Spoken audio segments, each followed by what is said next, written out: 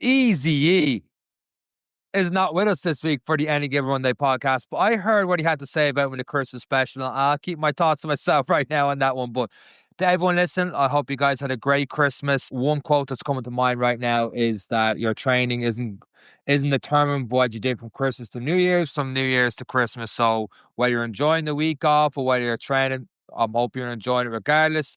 And a serious thank you to everyone that's listened to the show throughout the year, that's shared the show on Instagram and everything else that goes with us, that's told us in different runs that they've enjoyed listening to the show. It's really, really cool to hear. And this episode, we're going to have a two-parter kind of clip show, different clips from throughout the year, coming up now on Thursday before we get back to getting the guests for the start of 2026 and everything that goes with it. So this week's episode, while it's not, I don't want to say the best clips from each episode, what we try to do is just keep different kind of clips to keep the episode flowing. So we're going to get a little bit on training, some funny stories from true running and just some mad adventures from halfway across the world, and all comes into this one in particular. So with that being said, I'm just going to go straight into it for our clip show. These are some of the guests you would have heard from January to June of earlier this year. And thank you once again for listening throughout the year. Hope the training and everything else is going well. And enjoy this show. As you cross through again, obviously China, there's some great stories. The cultural difference as you go from Europe into Greece, into Turkey, into the Baltic, all those kind of places you go. Some are war-torn, some are considered no travel lists.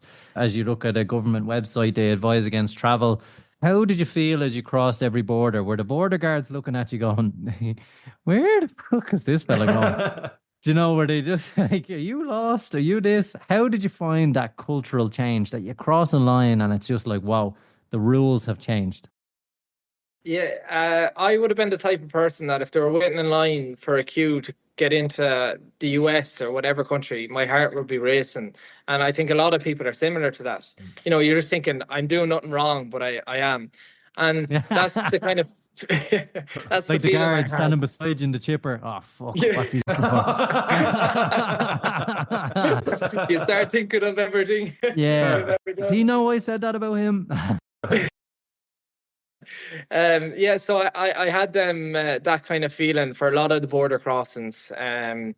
You know, the border crossings didn't really start until Turkey, but that was pretty easy. But you still would have that feeling. Same with Georgia and Armenia, and then Iran was the big one. And especially going that route, it was kind of, I never planned to go through Iran and Afghanistan. My route was always to get as far as Turkey, then Georgia, and go north of the Caspian Sea. I'm sorry, we don't have a map in front of us here, but north of the Caspian Sea through Kazakhstan and Uzbekistan, which is like a safer route, but you're going through a long stretch of a desert, not as enjoyable. And as I went on, I met other cyclists going the other way who was passing, and they were pretty much saying they went through Iran, Afghanistan. They thought it was amazing. I think, you know, if you can go, go.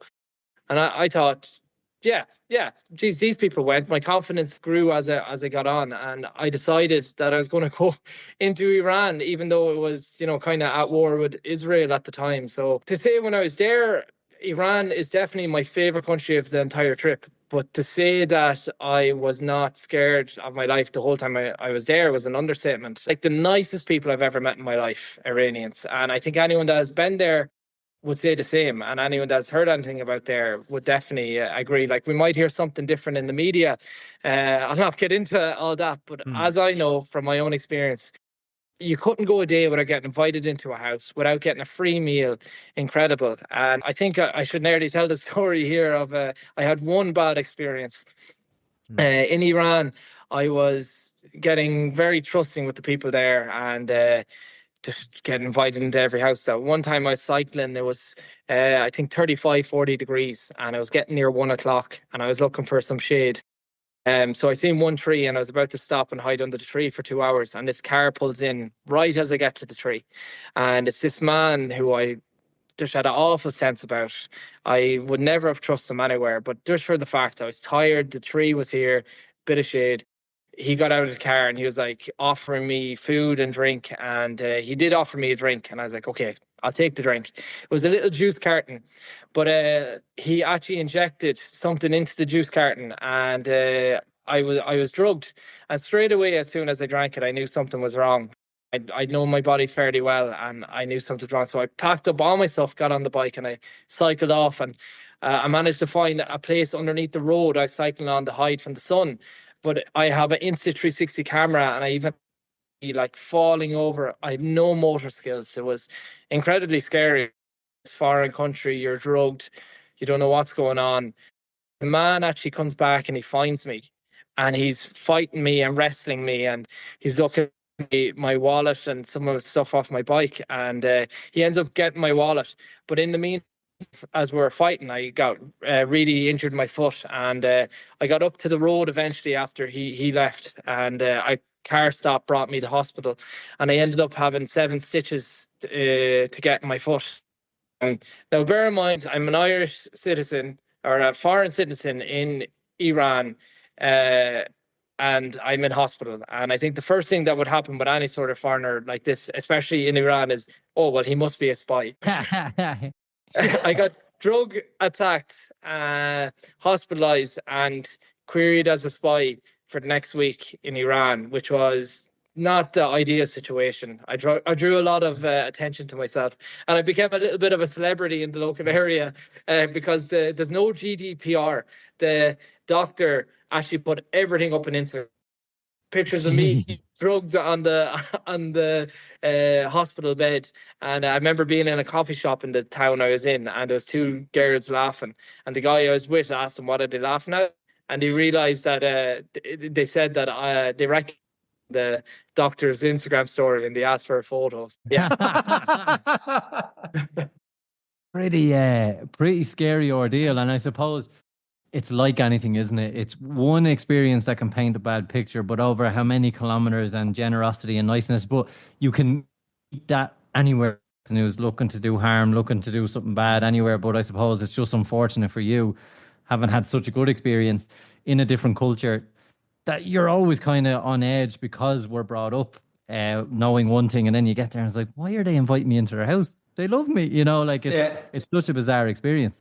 Yeah, no, massively. And then same with Afghanistan. You hear something else on the news with Afghanistan that, you go there and no matter what, the Taliban will kill you. But I don't want to speak highly or good of the Taliban because, I don't agree with their laws, especially with women. But my God, was I treated well in Afghanistan? We'd be cycling for hours and you go for 5 Taliban checkpoints every single day. But they're asking, have you water? They're quite pleasant with you. And everywhere I've been met with massive, massive acts of kindness.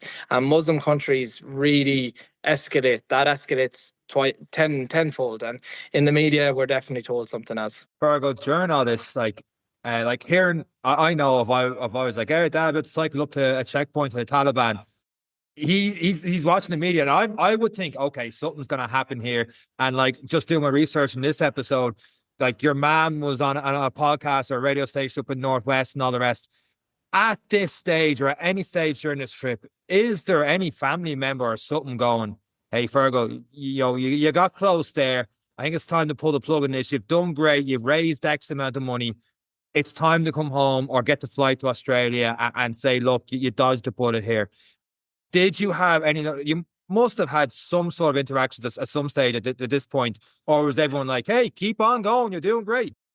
Yeah, it was a mix, I guess. Like before I left, I was saying, my family were obviously, I had to try and convince them. And one time, I was recording a promo video for this cycle because I'm doing it for 2 charities, and my dad was watching me out in the back garden set up a tent for the first time because I'm not massive in camping or anything like that. First time ever setting up a tent, and I ended up breaking the tent, and it was borrowed, and I had to buy a new tent for the people I borrowed it off. As I was getting recorded, my dad was out the back watching me, and he had honestly tears going down his face. He like, how are you going to do this every single day for the next year plus? And like, he just couldn't imagine me doing it. And I think about a few days later, I brought my mom and my dad down to the local lake, Loch Allen. They're jumping into it often, and they think I'm crazy for doing it. But I brought them down, jumped into the lake, and I got out, and I was just telling them like, how, like, do you think this is possible? And my dad would be like, no, I'd never jump in the lake. And I was like, well, like, do you think me cycling to Australia is possible? And he'd be like, well, I don't know. Like, I don't think it's possible. And I said, well, it's not possible if you're going to be negative about it. Like, you have to be positive about it. And it's hard enough for me. I'm having these nightmares. I'm having a hard time. I need you to, if you do have negative feelings about this, to be positive towards it. Like, don't even say it towards me. And my parents really took it on board. And from then on, they were really supportive. They weren't like, why are you doing this? They were like, more like, okay, you are doing this. So with that aside, like you're saying, when I got to Iran, when something like that happened, you kind of question a lot of stuff. The confidence was very low. I was, in hospital, drugged, attacked in a foreign country. I had Afghanistan looming ahead of me. I went through massive bike difficulty the weeks beforehand. You had all the reasons to quit if you wanted to. It never did come. The actual to decide to quit, like, I never even thought about it. It was always just to keep going. And I don't know, maybe that's a self-defense mechanism too, because like it's almost easier to keep going. You're so far into it. It's like, well, what's the point of me going back now? I may as well keep going. And I had to forget about, you had to forget about whatever. Like you just had to think, what's next? And all I had was Afghanistan in front of me, and that's just got on my bike and kept going. Becky, a lot of athletes who come on, they talk about identity when they're growing up because they're so heavily involved in sport. Some people get into triathlon early and they feel like triathlon is everything, and they make it to university, and sport sometimes, in the cruelty that it is, can make or break, and people kind of lose that sense of themselves. Was it scary to go from such successes in basketball and have a twin that's slightly better than you to then going to running and kind of finding it was a different position identity? there. It wasn't better. It was a different position. She's never said that. Just to I'm going to clarify before you finish that sentence. She was a shooting guard and she was a better shooter. I'm on your but I was sister's side. A point guard and I have more skill. That's how I weighed up. She had like half. She was 6'6.5", and I was 5'6". No, she was 5'6.5", and I was 5'6".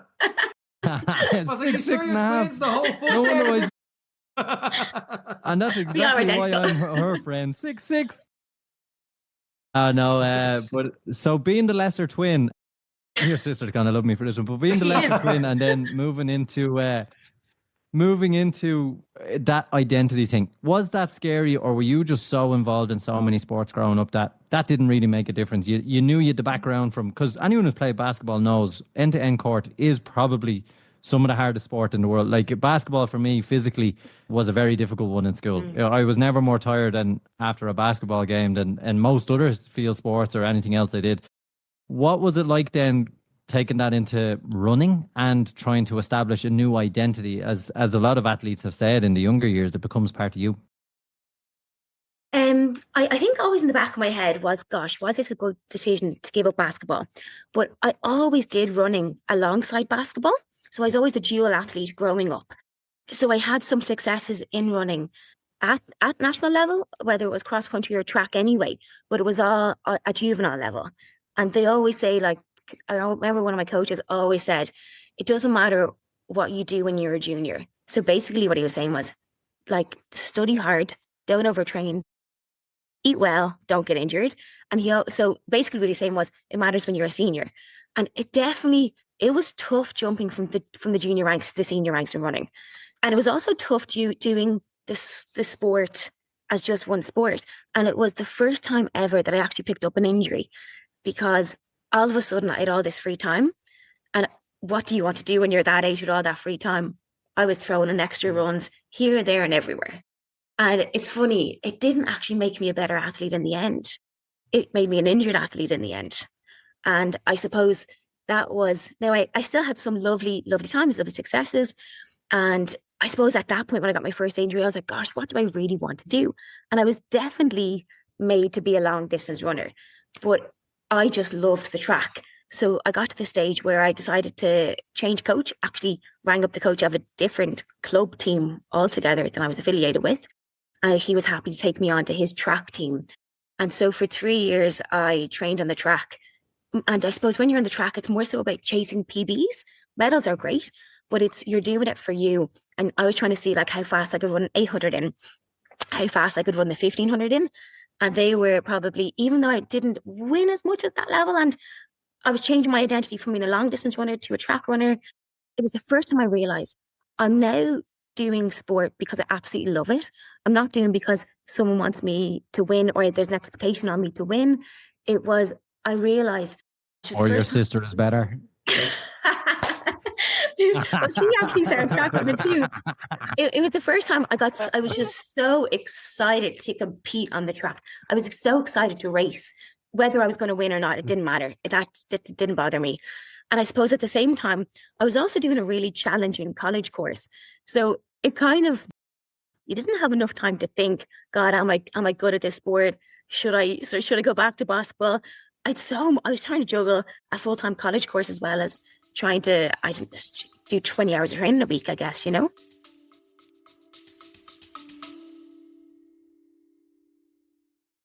Hydration is key to fueling endurance performance. Perform Nutrition's Electrolytes Plus sachets have been specifically designed to fill the need for advanced hydration for athletes. With 1,000 milligrams sodium, all essential electrolytes, and 2,500 milligram performance blend made up of glutamine, taurine, and coconut water powder, one sachet will replenish and revitalize your hydration.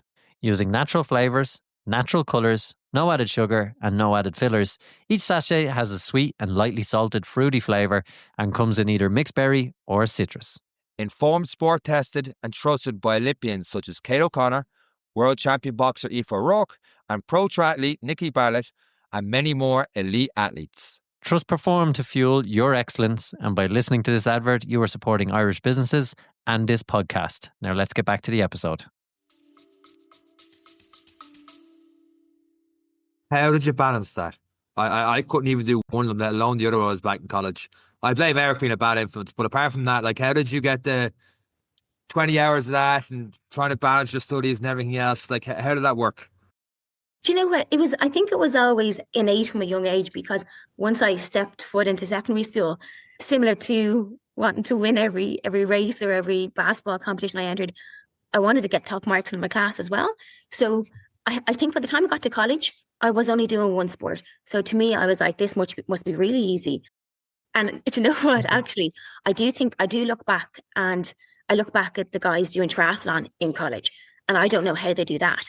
I think doing one sport is extremely manageable. Like, I was in college 9 to 5, so you did your run beforehand, got home from college, did your training. I suppose I probably did a lot of my major study or major kind of project or research work at the weekends, when other people were probably out having a good time. But that was cool with me. I was in my element. You know, I was at my desk, feet up on the bed. To me, I was like, this is my recovery from running, and no better recovery. Do you know what I mean? And I think if I didn't have that, I'd be off gallivanting, doing whatnot, you know? Did sport and getting into the with the competitive family, did that help you mature faster for this? Because I wish I had a head like that when I was in my early 20s. Also the skill and the athleticism and all the rest that goes with it. But like, I look back and I'm like, I was an idiot. One, my secondary school, none of these coaches went to any secondary school I went to. I tell you that much. My gym PE classes were up to the gate and back, and that took 45 minutes, even though it was only 100 meters down the road. And then you just played with a football like nothing. I'm like, where is this school? It's unbelievable. We were spending about 20 hours a week drinking, Sean. When she says shots, she means basketball shots. Russell's at the bar. Oh, yeah. It was a 3-pointer on a Monday. Becky, it's phenomenal to have that. Like, I'd say, as a parent, your parents are looking at you going, there's something wrong with her. She really wants to study and do well. You're a parent's dream. But to echo Sean's question, where did that maturity come from, or was it just the love of sport? I think having 5 of us, 5 siblings that were so close in age. Like, I had a brother that was 2 years ahead of me, a sister that was 4 years ahead of me, and a brother that was 2 years behind me in school. And my 2 brothers actually played rugby at a really high level, and one of them went to play professionally, actually, the younger brother. And I think it was just, this is what we did. I saw my brothers and sisters do it, and I was like, okay, I better do the same. This is how we roll. I think we weren't the norm, but we didn't know that at the time. So this is what I lived and breathed when I came home from school. Yeah, I think it's when you see it, you do. What's that quote again? I'm trying to think about it.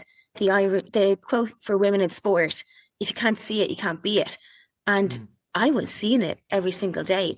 But which you know what was so funny? My twin sister had said to me a while back, she was like, I would see you. The better sister, get her name right. I'll give her a name, Sarah. She's gonna love this. She's not a podcast person, so I think that bodes well for me. But I remember she said to me a while back, I would see we shared the bedroom, and she was like, I would see you up in the bedroom studying, and she'd be like, oh crap, now I have to go up and study too. Because once again, she was like, she's not going to do better than me. So yeah, you know what? It was the norm in our house. We were trying to finish our homework or our study as quick as possible for our poor parents to bring us to whatever sport we were doing that evening, you know? And they were amazing. Then they'd have the dinner ready for you. I pretend to my fiance that I can't cook, but I actually don't think I can cook because my parents took care of everything, you know? He even changed the bed sheets because I never did that growing up. I think I was spoiled. Like, they gave us every opportunity to, I think because we were doing well in school, they were so supportive. They were like, if you do well in school, we will get behind you 100% in sport. And it's just, this is the way it was. If it was a competition to change those bed sheets, or if you're on one of those baking shows, I reckon you somehow managed to get competitive and win that thing from absolutely nothing as well. That's the trick there.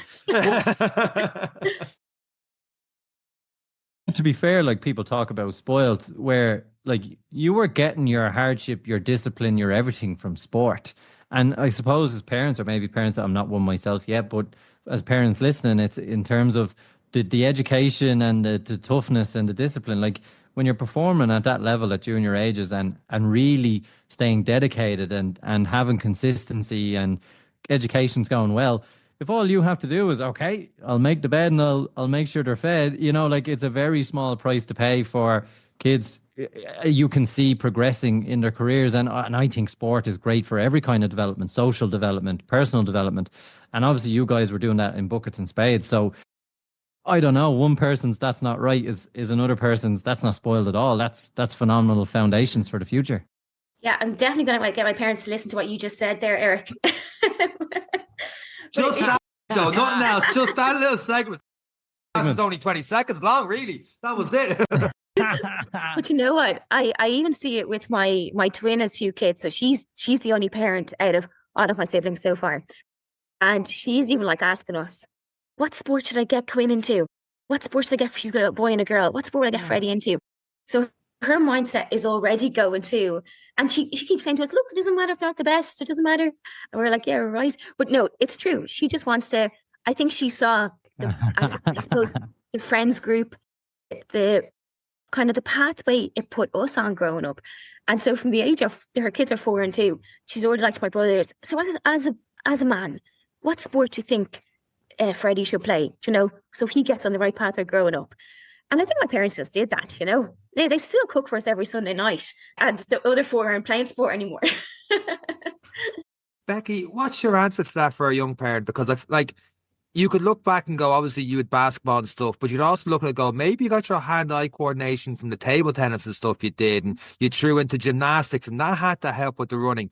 Would you throw, hypothetically, a kid into all sorts of sports and let it figure it out? Do you think some sports you need to have that discipline in? What would your approach be to that? Yeah, I think that what I reflect on with my parents is there was never any pressure whatsoever. They actually had to sit us down at, I think we were 11 or 12, and say to us, you're doing a lot.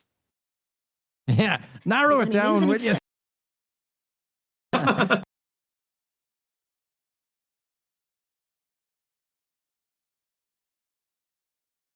He's gotta pick Becky up at this time, but Sarah's down the road in the car, Sean. It was a minibus. Oh man, they were amazing. But I do think having kind of my foot in all those sports with absolutely no pressure whatsoever.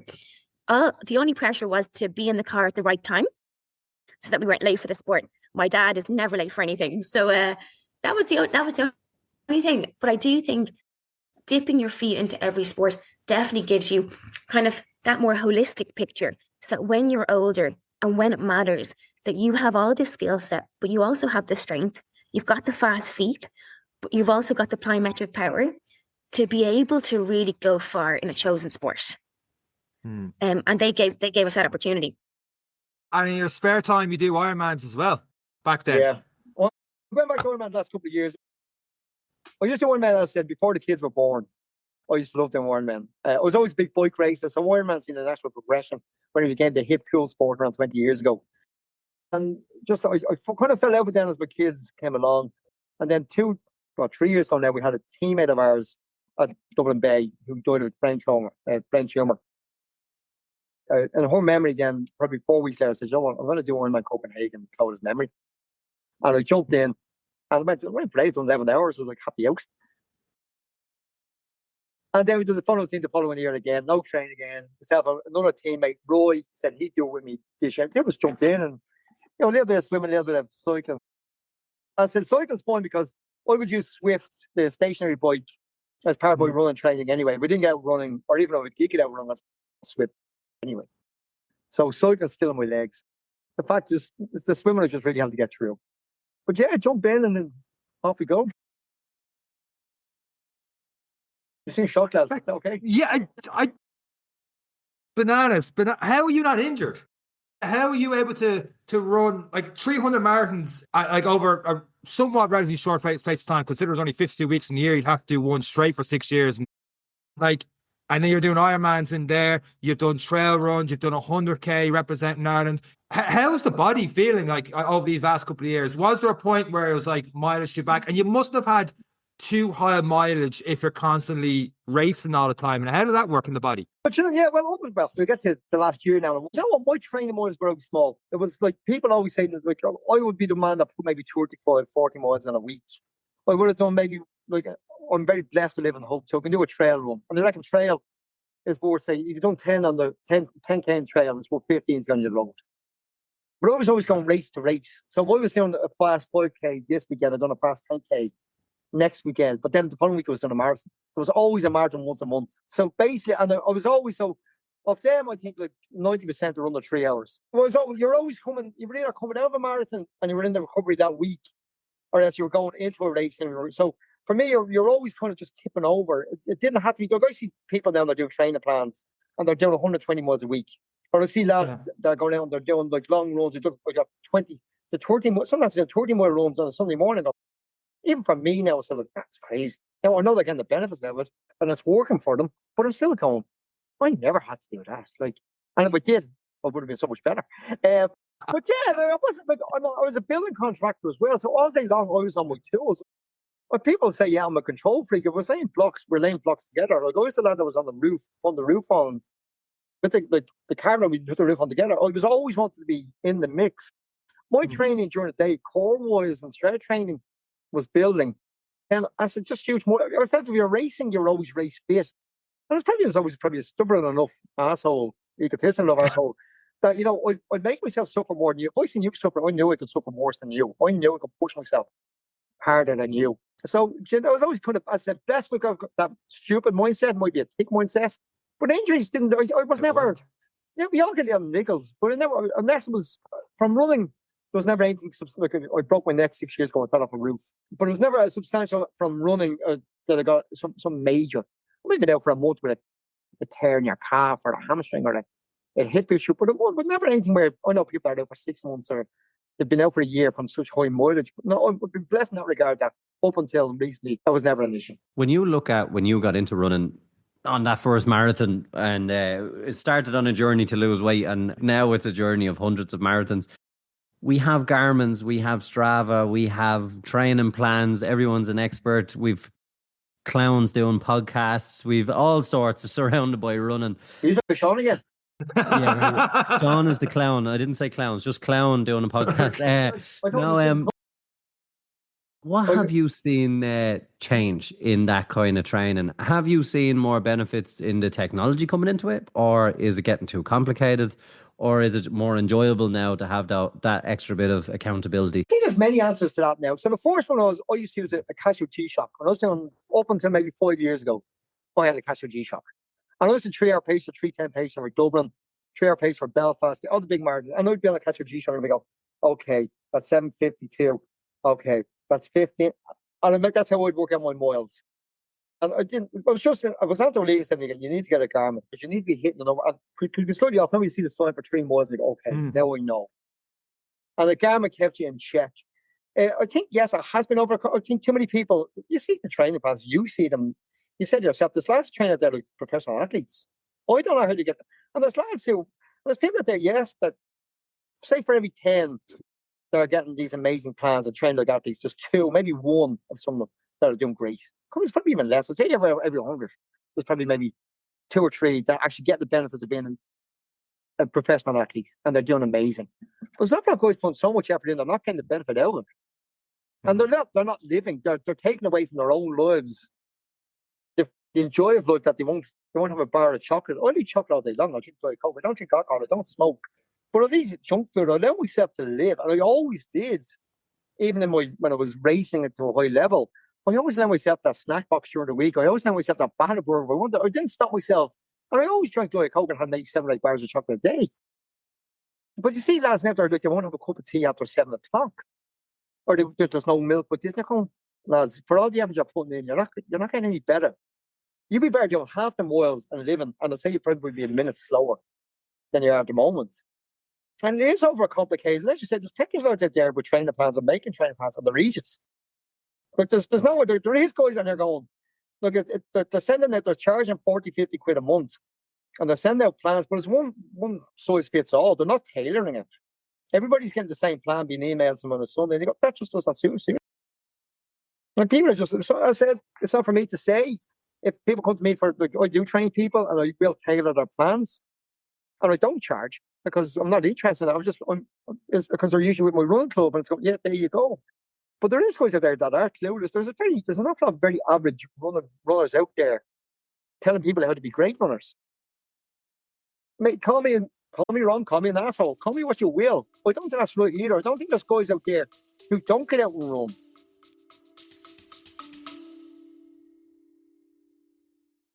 Are your muscles tight, tired and sore after training? Or maybe you're trying to get ready for your next run? Make these Ultra Pure Hero Recovery products a regular part of your routine. 2 must-haves for active lives. First, we have the Wintergreen Heat Rub Cream, perfect for warming up before your workout. And then we have the Epsom Salts Gel with Arnica, ideal for soothing and support after exercise. A simple, natural way to care for your muscles both before and after your activity. Proudly guaranteed Irish and made in County Mayo by an award-winning family business, Ultra Pure means quality you can feel and trust. Shop these Ultra Pure favourites online today at ultrapurelabs.ie. Grab yours now and give your muscles the care they deserved. Also, a fantastic stocking fillers for all your runners. By listening to this advert, you are both supporting Irish businesses and this podcast. Now let's get back to the episode. The plans out. If you haven't run a marathon, don't tell me how to run a marathon. But if you ran a marathon, you've done a full 6 hours, I will listen to you and I'll say, okay, you've been out there and you've done the same amount of miles in that race as I have. So you have some insight into it. But don't be telling me how to race my marathon. Look, I had a guy tell me how to do an Ironman. Like, not that I needed or was listening, but he was like, yeah, you'll get through that and they'll probably be fine. And I was going, like, this was a heavily obese guy. How do you know? How do you know it'll be fine? Or I know, yeah, but this is what you do with your swim and this, and it's going. And when was the last Ironman or triathlon or race that you did? Oh no, I'm not into that now, but I know, I know we can do it. And this is what, forget it. Like, but there's other people listening to people who aren't so sure themselves are listening to that rubbish. Because it might instill a little bit of confidence in them, but some of it, just, for me personally, I think it's wrong. In terms of kind of walking the walk and talking the talk, do you find then, when it comes to building relationships with clients, having put yourself through so many different things and sticking to that consistent lifestyle, does that resonate more with them? Do you find a bigger benefit to that, so that in fact doing these races helps your career hand in hand? Absolutely. And it's worth it? Yeah, absolutely. Because like I'm a PT and a fitness coach. I coach in a semi-private gym near me here in Dunleary, and I have loads of clients. But my clients are just through what I do. You know what I mean? Because they admire what I do. So that's how I get clients as well. It's great. Yeah. You must have a lot of like-minded clients.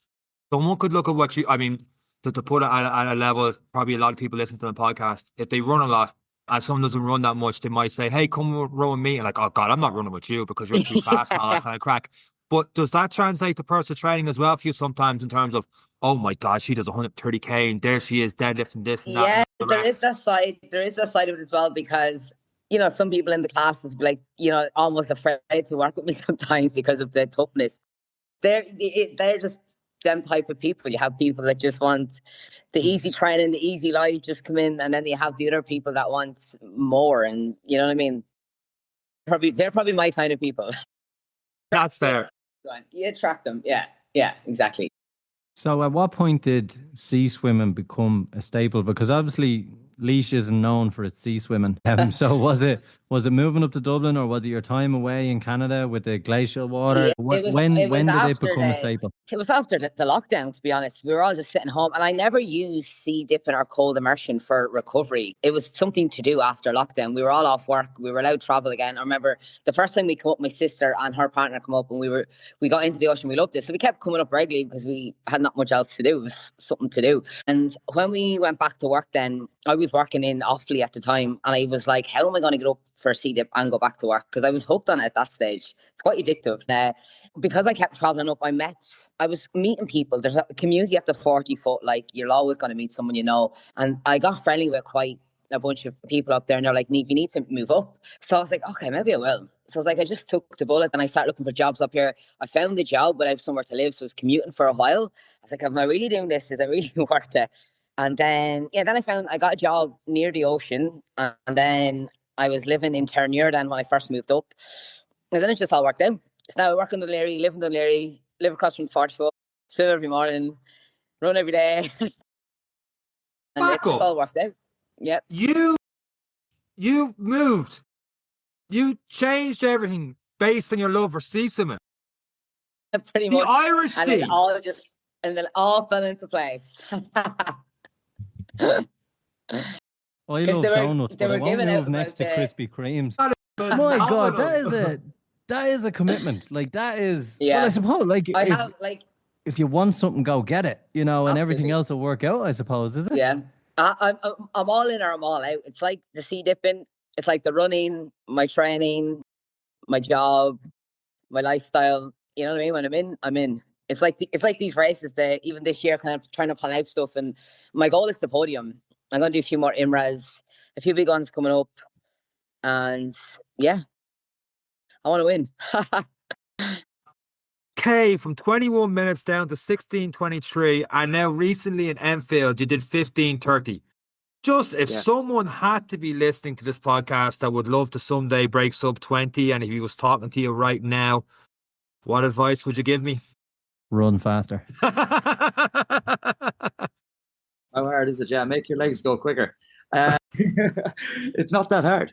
Just staying with the consistent training, but definitely doing speed work and doing your target time specific intervals. Do you know what I mean? If you're going to be trying to do a 20-minute 5K, that's 4-minute kilometers by 5. Go out, warm up easy for 10, 15 minutes, do kilometer repeats at that target pace, take a little break in between, a minute or 2 minutes off, jogging, and repeat that 5 times. And I just build up to that. I mean, if you're currently, say, a 21-minute 5K, if you're working at sub 4-minute pace for those 800 intervals or 1 kilometer intervals, it's only a matter of time. You just put them all together on race day, take a little gel beforehand and a double espresso and just put the head down. You know what I mean?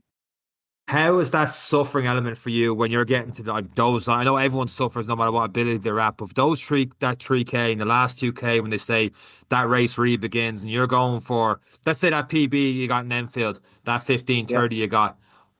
How was those last 2K trying to hold on? And did you do a 5K straight or how did you tackle it? To agony, lads.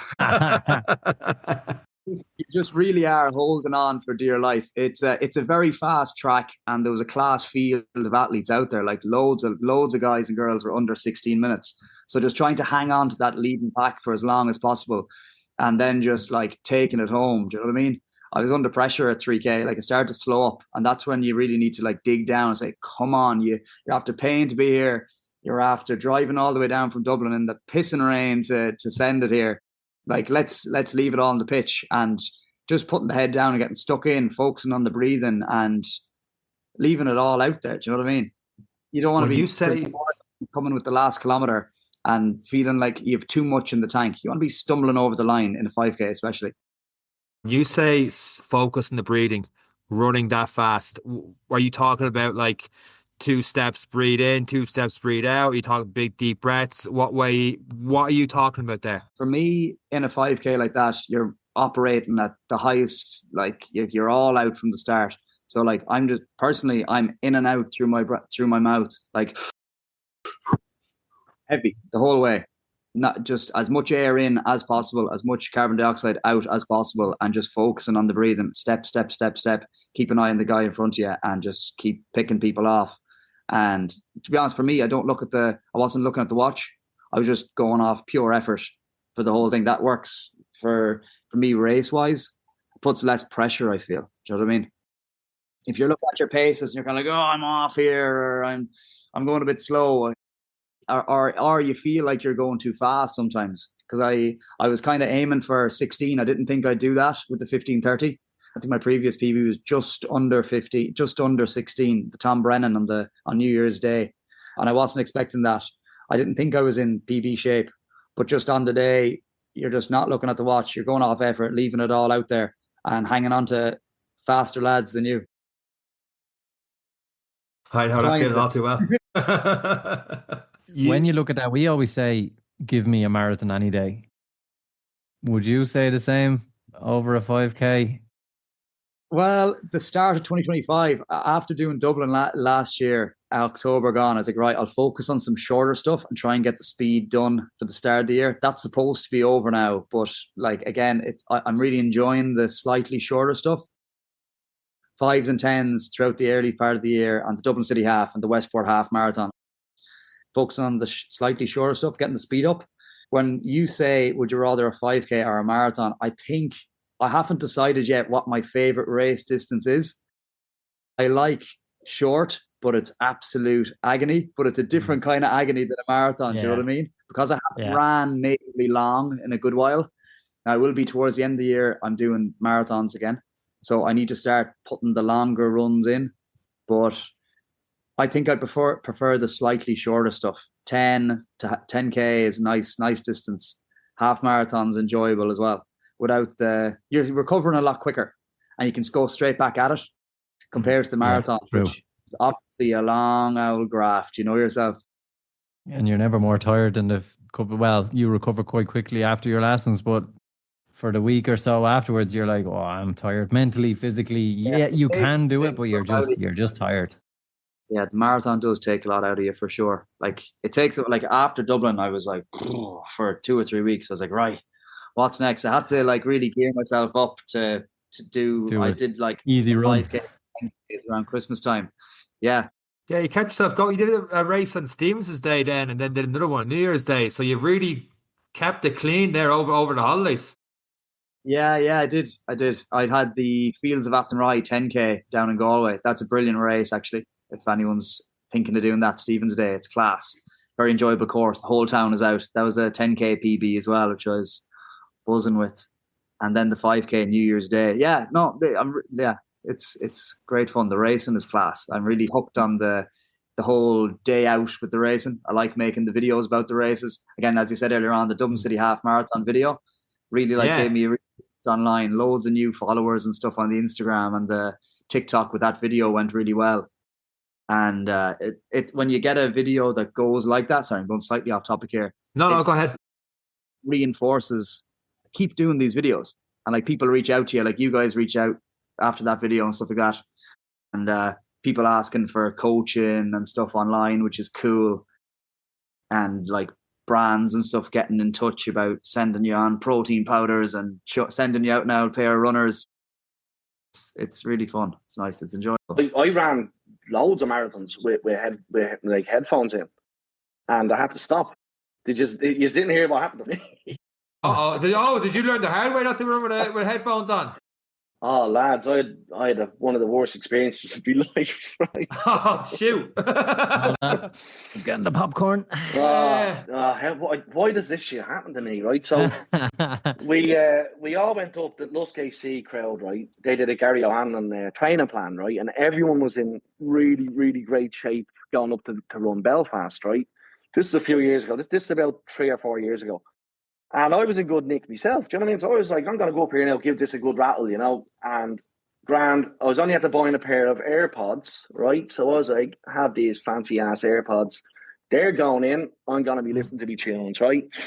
Started running, got myself into this lovely flow state, right? I'm bouncing along, right? Everything was just going sweet. I was like, I don't know, PB could be on here. I don't know, but things are going great. Next thing, right? So the way I run is, right, I have the AirPods in and I have one of those running belts. And I have the running belt turned around so that my phone is sitting into the small of my back, right? And I'm running along anyway. I'm about 10 miles in, right? 16K, whatever, right? I'm bouncing along, right? Next thing, I hear this fucking dial tone in my ear. And I'm like, what's fucking going on here? The fuck? And I just hear a Northern Ireland accent. Emergency services. What's your emergency? And I'm like, what the fuck is going on? Right? And I'd only bought the fucking AirPods like 4 days before. So I hadn't set them up properly. Right? So I hadn't set the settings up to that you could talk through the fucking things. Right? On at that listen, I'm like, I don't know what's going on here. So I just kept on running. And she's like, emergency services. What's your emergency? What's your emergency? And I'm like, no emergency. Stop. Hang up. Next thing, she hangs up, right? And I was like, that was a bit mad, right? So I made it another 2K down the road or whatever. On goes again, ringing, right? And I'm not taking my belt off and I'm not stopping for all this shit, right? The button was held down. Right. So whatever happened, right? That call centre dispatched a call to, I think it was Dungannon, because that's what came up on the phone when I checked afterwards. A police station in Dungannon called me. This time it was a man. Emergency services. What is your emergency? Can you talk?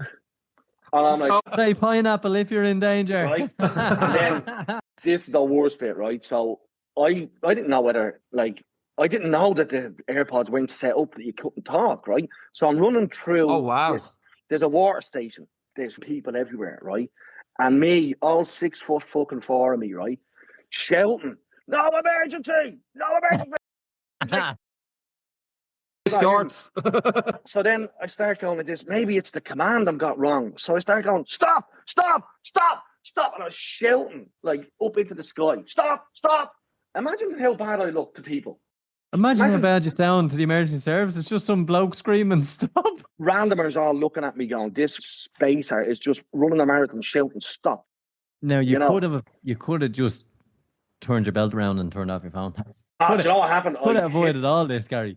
Hit the wall like a ton of brick. The fucking head went after that. I tell you, that was my race was pretty much over at like 20K. I was like, oh, Jesus. But that's it. Never again. The headphones just stay away. No AirPods. When it comes to diet, how important is it to take on the right kind of diet? Where should people be going for information? Obviously, to you is one source of information. But how do we wade our way through what's true, what's not? For example, we're talking about, if I can give you one, intermittent fasting. You can find any amount of information online of how to fast while training. Is it better to train fasted or after carbs or all of this? But I can, in the space of 10 minutes, have contradictory information on absolutely everything. Yeah. How do we wade our way through the fake news as such? And how should people kind of look for the best information? It's really hard, isn't it? Like there's so much. And I think like if you go on social media, be that Instagram or TikTok or whatever it is, one week it's intermittent fasting, the next week it's keto, the next minute it's juice dieting, or, you know, there's a different fad all of the time. And I think that accounts for dieting strategies, but often say different supplements that we should be on, and it's an absolute minefield out there. And I think I certainly struggled with that when I was coming out of college, because, you know, although I had trained so hard to become a doctor, there was very little for me when I was in medical school regarding nutrition and regarding exercise and all of that. And that's why I suppose I went back and I did additional training in lifestyle medicine and sports nutrition, because like that, it's really hard to navigate the facts. We look and see, I look at kind of overall kind of what kind of calorie intake do I need over the course of the full day, and then breaking down to kind of what particular macronutrients, for example, that I might need for my specific size, gender, what sport and activity levels that I'm doing. And can I get what I need from whole foods, I suppose, as opposed to going maybe to different supplementations and things like that. I suppose I'm simple. I try and bring it back to basics. What calories do we need to support our training? What macronutrient breaking do we need from that? And then once we've that fitted in, is there any additional supplementation that I may need after that? So I'll kind of use evidence-based resources for that. Just on that, Aisling, I'm going to use myself as an example here in this one. When it comes, obviously, we have macronutrients, protein's a big one for training. Like the easiest way I consume protein. So one of them you would see in like some supermarkets that have like the protein yogurt kind of proteins where they've got like 20 grams of protein and stuff like that. And I'm a very easy person with my meals. So when I'm in the gym in the mornings, I've got like a half-hour break and I have a bit of granola and I have the protein yogurt in there with that, because I'm like, that's an easy way to get 20 grams. I'm getting some whole food. I'm getting a bit of breakfast. I'm getting a bit of calories in. The counter argument I've seen that lately is, I've seen two arguments to it. One, it's highly processed, the protein stuff, to get that 20 grams. They're saying, I don't know. They're saying a lot of these protein stuff are highly processed. There's no way. You shouldn't be having that. You should have Greek yogurt. I don't have the Greek yogurt because I don't want to open up, have some in the tub, and in 2-3 days later, and it's gone off. The reason I don't have milk in that in the morning, because I know, one, someone's going to drink it on me. Two, if I have any sort of sour milk on it, I'm like, a sour milk, I won't eat for days after that. It's just one of my biggest icks. So I have something that's easy for me to have. There's a word for that that's at the top of my tongue. Thank you very much, sir. All right, I've got you, Sean. I've got something you. that's very convenient to get that protein in, to get the calories in. So convenience versus high processed. And that's something I've seen a lot. I've seen a lot of people talk about on social media on different ends. Where do you stand on that scale? So I suppose I'm very much pro if we avoiding high processed food as much as we possibly can. But when we look at the practicalities of that, you know, getting the high volume of protein that we will need if we're training at a high intensity. For some people, that can be 1.5 grams per kilo of body weight would be general, but that can go up if you're training at a higher intensity. So for example, a 70 kg person may need 140 grams of protein, and that over the course of the day is huge. I suppose, first of all, what I'm trying to do is, can we break this down that we're having regular protein, for example, we'll use that protein, for example, we're having regular protein throughout the day so that we're keeping our stores full. And again, then we're looking at how can we fit this in. Ideally, we're going to aim for whole foods over highly processed foods. But certainly to try and get that level of protein in, it can be really, really hard without going to, you know, some processed foods, for example, like your whey protein and things like the packaged. I think a balance is realistic, and we have to be realistic to people's lifestyles and what's affordable and what that they can fit into their dietary plan. So ideally, whole foods, and if we need to supplement with maybe some processed foods then after that, but we do our best to kind of aim for whole foods as much as possible. Why is train like a woman? Train like a woman. Have you ever trained with you, Sean? If I say that, see, I knew he'd go with that. But if I say something like that out loud, train like a woman, I'm probably going to get a slap off a woman. But what does that mean for when you have that in your social? I'm taking that your quote, by the way, to lead into your talk. That's not a. Eric, help me out here. I'm digging a hole. Don't, Sean. You're doing great. What was that you said again? Train like a. So train like a woman. The reason that I suppose that I think that's so important is because so much of the research in sports medicine, sports nutrition is based on male research. Why does that matter? I suppose females are different. We have changing hormonal fluctuations throughout the month, and I suppose our training demands are going to alter on that. Our female physiology matters. And there's as little as 6% of all research in sports is on female athletes. So I suppose that's where that's coming from, is that, you know, we really need to increase the amount of research and education in the area of female sports. so many females, particularly young girls, will drop out of sports in their teenage years and kind of going into their early 20s for a multitude of different reasons. And oftentimes it's not as supported as their male counterparts. So I think it's really important that we try and help keep our younger athletes and younger female athletes in sports for as long as we possibly can. We know the benefits of being involved in sports and community teams, etc. And I think trying to encourage our female athletes to stay in sport and also encourage kind of higher level research in female sports is really important. Can I push on that a little bit? Another reason why ladies might leave sport is due to pregnancy. What should ladies be doing when it comes to training while pregnant? Because it's a question Cian has received, I don't know how many times, from clients who might be like, oh, should I be? Should I not be? What should I be doing? Obviously, research is not quite there. If we're only testing 6% of athletes, how many of them are we testing while pregnant? You know, it's myself and Cian have been passed out by a lady. I think she was about 8 months pregnant. She ran past us doing a marathon in our first one, which was a humbling moment for the two of us. But what is, I suppose, the do's and don'ts, and for ladies to consider of being involved in sport while pregnant? Okay. Well, I think first of all, being active and remaining active during pregnancy is really important. It can help with a number of things. I suppose it can help increase up and maintain, I suppose, our fitness throughout pregnancy. So going into labour and our postpartum recovery can be that little bit easier. Certainly it can help in regards to our sleep and things like discomfort that, you know, pregnant women will be absolutely familiar with, those back pain and pelvic pains as we progress through pregnancy. It can certainly assist with that. What I suppose I'm very mindful of is that if you have never been active before you're pregnant and you want to start to becoming active, you need to do this in a very, very slowly and in conjunction with your doctor and with your physio to making sure that you're doing this safely. Okay. If you have been active before your pregnancy, certainly you can maintain your activity levels, but the exercises that you may want to do may need to be adapted throughout the course of your pregnancy. Certain sports will be limited during your pregnancy, and again, that is going to be individualized. So you may need to speak to your doctor or obstetrician in regards to that. The big message is, I suppose, don't bump the bump. Okay, so we don't want to be on our tummies. Okay.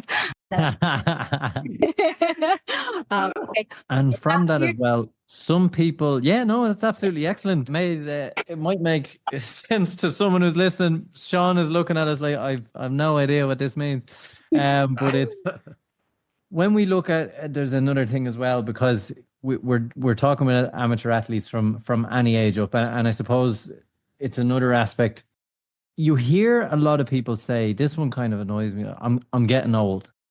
I'm not able for this kind of stuff. Whereas actual studies say endurance athletes actually peak a lot later. They get a lot better than that. Eric. Yeah. Cian is older than me. So how old is too old to start? And I think I know the answer, but how should people think about it? I don't think you're ever too old to start. Never. Certainly for me, when I started getting into this area as a junior doctor, I got so interested in seeing, like, I was working in the hospital at the time, and I got so interested in seeing patients who were suffering from different medical conditions and how people who had been very active, I suppose, before becoming unwell and being admitted into hospital, if they were very active, their recovery was much quicker. Whereas those people that perhaps weren't as active or maybe a little bit more frail, their recovery was often a lot longer. And you could see how work with physiotherapists and increasing up a person's exercise capacity could really help improve their overall health outcomes. And it was one of the areas that really got me interested in lifestyle medicine to start off with, and how we move, how we eat and how we recover can massively impact on our health now, but I suppose our health outcomes. So for me, you're never too old to start, but sometimes we need a little bit of help to guide us in that. It is growing that there's a lot of races. There's nearly too many races because you can't do them all. It's not like running a 10K where you just quick recovery. Now, the fourth angle of pelvic plate that happened in 1995, and that was over in England. We had three male athletes, one female athlete running that. So we did have these races back then. The first 24-hour race happened in Ireland. It was down in Tullamore back in 1985. But there wasn't the demand. There were only 3 or 4 athletes in that. Again, the same girl who ran that, she ran the fourth angle of pelvic plate. So there was kind of a hardcore element back then.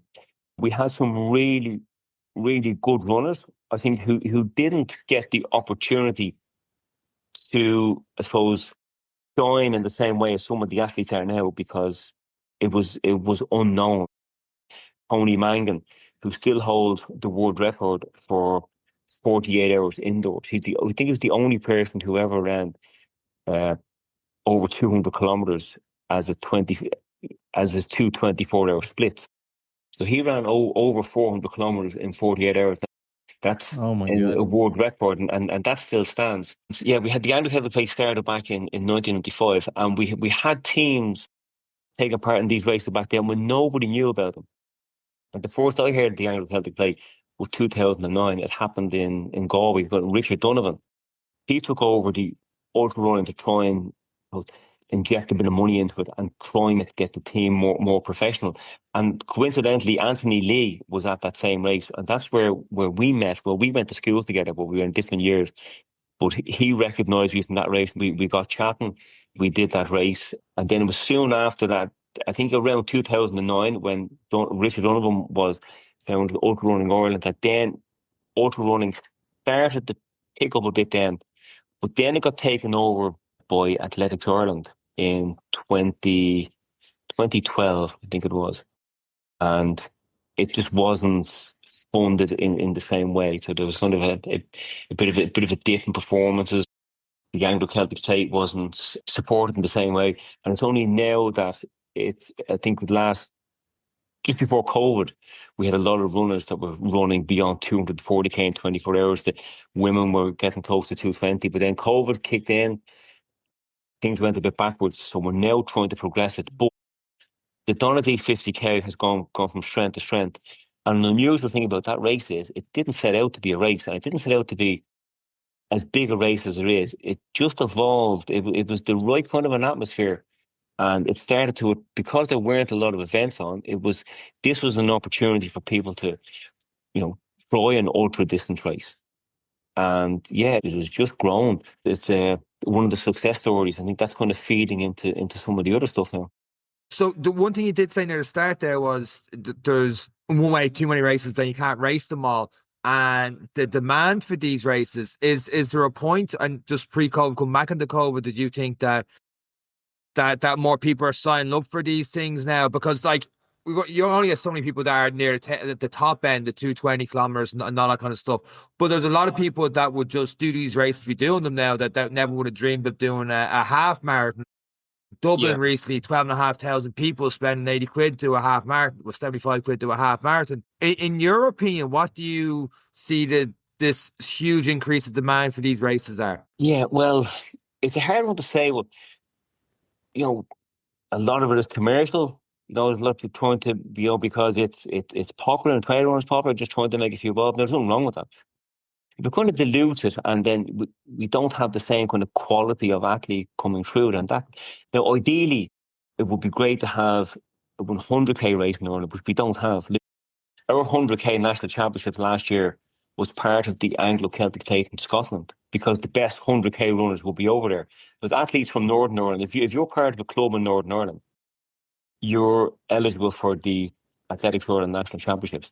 So the best runners from Northern Ireland and the best runners from Ireland will be eligible for the National Championships. So because there's no race here, that's where we do it. And the same will happen again this year.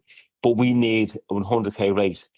But 100k is a difficult distance. There's not, commercially, there might not be a lot of money to be made in it. So it's harder to get somebody to actually put one on, and you won't get as many people kind of interested in that. A trail race of 100 kilometers, 200 kilometers might be a bit more attractive because of the scenery and all that, and everything else that goes with it. It's kind of trail running is a bit more trendy, but you're not going to get somebody who's at the standard to be representing that European and world level. And really, to grow the sport, we need to be competing on a world stage. We have some fantastic athletes, but we don't have teams to actually allow them to shine. Well, hopefully Anto doesn't hear 20 laps and F off now. So for Donaghadee for 100k.